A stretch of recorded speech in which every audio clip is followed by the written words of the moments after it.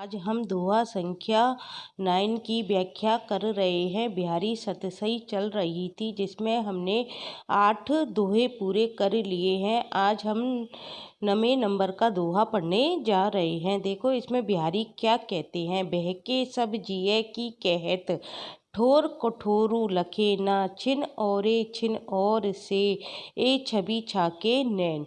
इसमें देखो बिहारी क्या कहते हैं, इसमें कैसी नायिका का वर्णन किया गया है।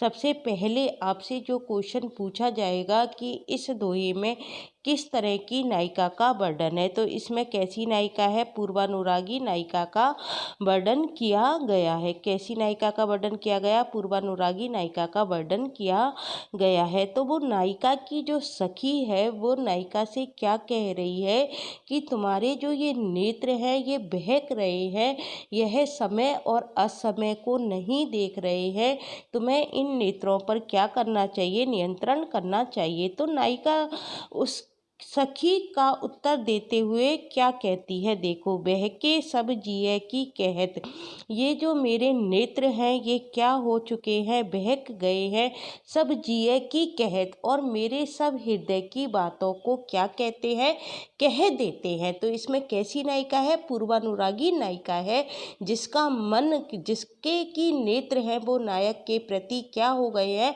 आसक्त हो गए हैं, और उसकी सखी उसको सचेत कर रही है।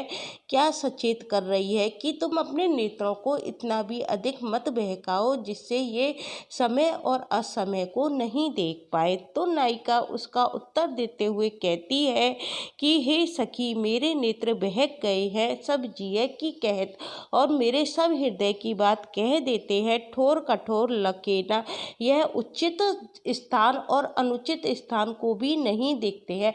ठोर का मतलब उचित स्थान और कठोर मतलब अनुचित स्थान को भी नहीं देखते हैं। सब जगह ये नेत्र मेरे क्या कर रहे हैं, बहक रहे हैं, अर्थात नायक के प्रेम में मेरे ये नेत्र क्या हो रहे हैं, बहक रहे हैं। तो नायिका की सखी उसको समझा रही है कि तुम्हें अपना अनुराग भाव क्या करना चाहिए, छिपा कर रखना चाहिए। तुम्हें इस स्थिति में प्रेम में उन्मत्त देख लोग क्या कहेंगे, यह उपयुक्त जगह भी तुम नहीं देख पा रही हो कि कौन सी जगह ये नेत्र तुम्हारे बहकने चाहिए और कौन सी जगह नहीं बहकनी चाहिए। तो इस स्थान को भी तुम क्या नहीं कर पा रही हो, महसूस नहीं कर पा रही हो। इस बात को नायिका की सखी किसको समझाती है, नायिका को समझाती है। तो नायिका क्या उत्तर देती है, छिन और से हे छवि छाके नैन, मेरे ये नेत्र हैं ये क्या हो गए हैं सखी, इस रूप छवि रूपी मदिरा को पीकर, अर्थात नायक के सौंदर्य रूपी छवि को पीकर क्या हो रहे हैं, मतवाले होकर बहक रहे हैं। छिन और ये क्षण में कुछ और हो जाते हैं और क्षण में कुछ और हो जाते, छिन और से पल भर में कुछ और हो जाते हैं और दूसरी क्षण कुछ और हो जाते हैं। और मेरे प्रतिक्षण मन चले वाले नैन मन की सब बातें क्या कर देते हैं, व्यक्त कर देते हैं। समय और कुछ समय कुछ भी नहीं देखते हैं। ठोर का मतलब उचित समय नहीं देखते हैं, कठोर मतलब अनुचित समय कुछ भी नहीं देखते हैं। तो इसमें जो पद में हमको क्या दिखाई देता है, इस पद में विशेष में हम क्या लिख सकते हैं कि इसमें हमको नायिका की विवशता का भाव दिखाई देता है। जो नायक के प्रति अत्यधिक क्या हो गई है, आसक्त हो गई है, उसके नेत्र नायक की रूप छवि को देखकर क्या हो रहे हैं, मतवाले हो रहे हैं।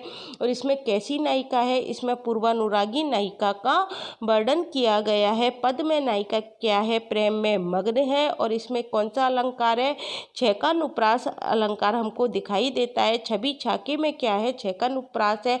जहाँ मतलब वर्ण की आवृत्ति होती है वहाँ कौन सा अलंकार होता है, छेकानुप्रास होता है। 2 बार आवृत्ति होगी तो छेकानुप्रास होगा और 2 से अधिक बार आवृत्ति होगी तो वृत्त्यानुप्रास होता है। छिन और से में क्या है, वेदातिशयोक्ति अलंकार है, क्योंकि क्षण में कुछ हो जाते हैं नेत्र और दूसरे क्षण कुछ और हो जाते हैं, तो वो भेद ही नहीं कर पा रही है। तो कौन सा अलंकार हो गया, वेदातिशयोक्ति अलंकार हो गया। तो इसमें क्या है, नायिका के नेत्रों का का वर्णन किया गया है और नायिका के नेत्र क्या हैं, बहक रहे हैं। इसमें क्या क्वेश्चन आपसे पूछे जा सकते हैं, इसमें पूछा जा सकता है आपसे कि इसमें किस तरह की नायिका का वर्णन किया गया है। तो इसमें पूर्वानुरागी नायिका का वर्णन किया गया है जो नायक के प्रेम में वशीभूत हो चुकी है और उसके नेत्र नायक के प्रति क्या हो रहे हैं, बहक रहे हैं। और इसमें क्या है, नायिका कैसी है, प्रेम में मग्न दिखाई गई है। कौन सा अलंकार बताया था, 6 का अनुप्रास अलंकार का प्रयोग किया गया है। और वेदातिशयोक्ति कहाँ पर है, छिन और छिन और से में क्या है, वेदातिशयोक्ति अलंकार का सौंदर्य दिखाई देता है। तो मैंने आपको पद दोहा संख्या 9 में आपको बता दिया है किस तरह के क्वेश्चन इस दोहे से पूछे जा सकते हैं। कल हम दोहा संख्या 10 की व्याख्या करेंगे। यदि आपको मेरा पढ़ाया हुआ समझ में आता है तो प्लीज़ वीडियो को लाइक, शेयर और सब्सक्राइब करना मत भूलना। Thank you guys.